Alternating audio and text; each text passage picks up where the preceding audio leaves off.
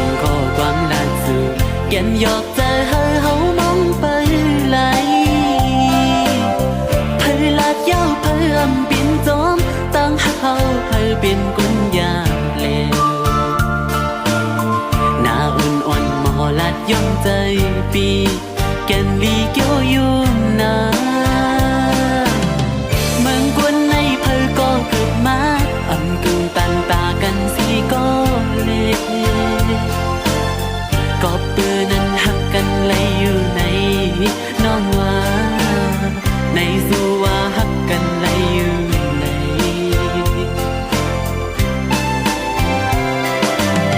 หัวใจสู่น้องเล่า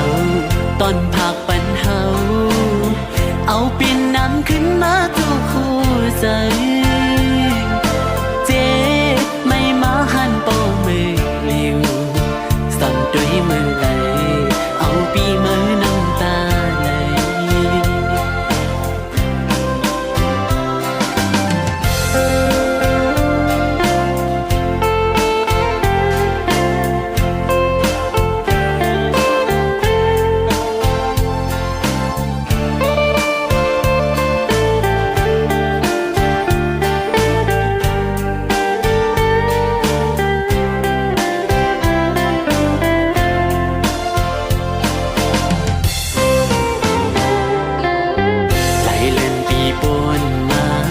ก็อังจังลืมเมื่อเลยวนจนตึกเปลี่ยนมาไว้เราเลยโตหน้าเมืองเลี้ยงเยาก็ยา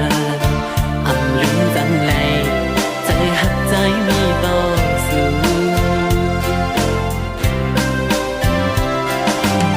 คือตีปิ่นข้อความล่าสุดแก่นหยอกใจเฮามองไปไหลเย้าเพื่ออำเป็นจอมตั้งเฮาเพื่อเป็นกุญยาเลวหน้าอ่อนๆหมอลัดย่อมใจปีแก่นดีเกี่ยวอยู่นาเมืองกุนในเพื่อก็เกิดมาอำกึ่งตันตากันสีก็เลวก็ปือนั้นหักกันไหลอยู่ในน้องว่าในสู่ว่าหักกันไหลอยู่ใน